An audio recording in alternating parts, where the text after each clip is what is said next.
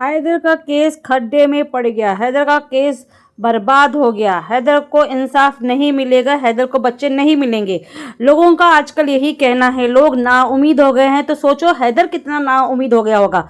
तो welcome friends on my channel देसी परी ब्लॉग। और कैसे हैं आप सब? आपको मैं आप एक रिकॉर्डिंग सुनाऊंगी। एक भाई साहब है जो अपनी राय और अपनी व्यूज बता रहे हैं इस केस को लेकर के।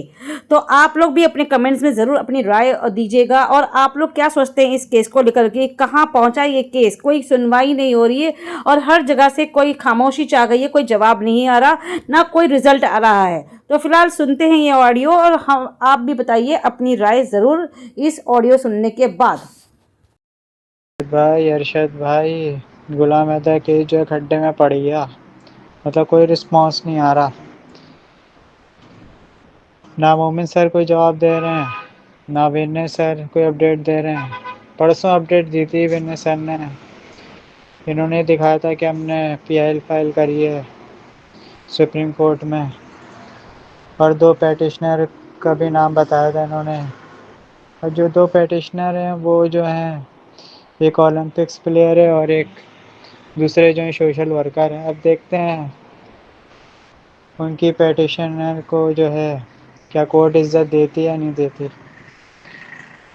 तो देनी तो चाहिए यार। अब इंडिया के जो है बड़े काबिल लोगों ने जो है पेटिशन फाइल करी है, बड़े नाम भी हैं।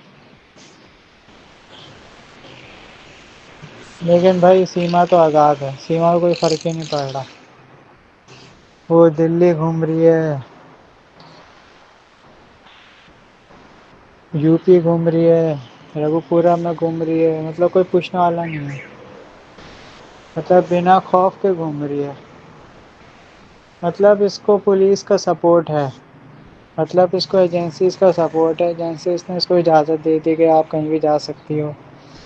वरना आप बताएं मुझे, जब भी कोई पाकिस्तानी किसी इंडिया का वीज़ा लेता है तो उसको सिर्फ एक स्टेट का वीज़ा मिलता है। वो सिर्फ एक स्टेट के कुछ एरियाज़ में घूम सकता है। अब सीमा जो है वो दिल्ली में घूम रही है। सोचें, उत्तर प्रदेश में अभी वो है, रह रही है, और वो दिल्ली भी आ गई। वो भी लप्पू की गाड़ी में आई है। चलो एक समझ में आता कि चलो पुलिस की गाड़ी में आ रही है, समझ में आता कि अंडर ऑब्जर्वेशन। लेकिन कोई ऑब्जर्वेशन है ही नहीं है, ना कोई जांच हो रही है, ना कुछ हो रहा है। मतलब क्या कर सकते हैं। मोमिन सर भी इसी आसरे में बैठे हैं कि कोर्ट से जवाब आएगा। अब देखते हैं विनय सर आगे क्या स्टेप उठाते हैं। देखें, ये जो मसला हल होना है ना, या तो इंटरनेशनल कोर्ट से हल होना है, या अगर गवर्नमेंट चाहेगी तो सीमा डिपोर्ट से हो सकती है, वरना नहीं। ये कोर्ट से मामला हल होना ही नहीं है। ये जो हल होना है वो डिप्लोमेट से हल होना है। जब तक एटीएस की रिपोर्ट नहीं आ जाती तब तक गवर्नमेंट जो है फैसला नहीं सुना सकती। और फिर पाकिस्तान एम्बेसी भी डिमांड नहीं कर सकती, क्योंकि ज़ाहिर बात है रिपोर्ट नहीं आई। अगर खुदा न खास्ता कोई जासूस निकल आती है ये, तो पाकिस्तान एम्बेसी क्या जवाब देगा? कुछ भी नहीं। इस वजह से खड्डे में पड़ गया है केस। अब गुलाम हैदर भी वीडियो नहीं बना रहा, क्योंकि वो भी ना उम्मीद हो गई। ज़ाहिर बात है, मजदूर आदमी है, उसको काम पे भी जाना होता है, तो क्या कर सकता है वो। रोशन सर ने बिल्कुल सही कहा था कि भाई ये जो मामला है ना, इंटरनेशनल कोर्ट में ही सॉल्व हो सकता है। अब गुलाम हैदर को चाहिए कि भाई रोशन सर को दोबारा हायर करे और उनसे रिक्वेस्ट करे कि भाई आप इंटरनेशनल कोर्ट चलें मेरे साथ,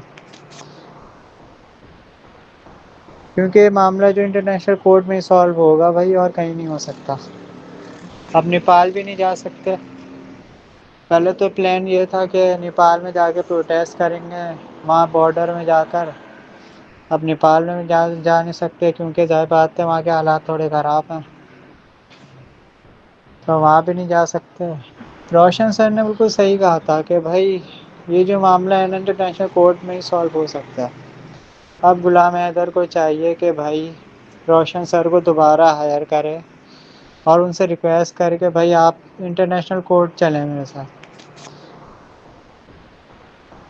کیونکہ یہ معاملہ جو انٹرنیشنل کورٹ میں ہی سالو ہوگا بھائی، اور کہیں نہیں ہو سکتا۔ اب نیپال بھی نہیں جا سکتے۔ پہلے تو پلان یہ تھا کہ نیپال میں جا کے پروٹیسٹ کریں گے وہاں بارڈر میں جا کر۔ اب نیپال میں جا نہیں سکتے کیونکہ ظاہر بات ہے وہاں کے حالات تھوڑے خراب ہیں، تو وہاں بھی نہیں جا سکتے۔ مطلب بالکل ختم ہو گیا ہے کیس۔ اور نیپال گورنمنٹ نے بھی منع کر دیا تھا پاکستان ایمبیسی کو کہ بھائی ہم آپ کے سیما کے میٹر میں جو ہے ہم کوئی ہیلپ نہیں کر سکتے۔ مطلب کیا کر سکتے ہیں؟ تو صرف دعائیں جو ہیں بچوں کو لا سکتی ہیں اور کچھ بھی نہیں۔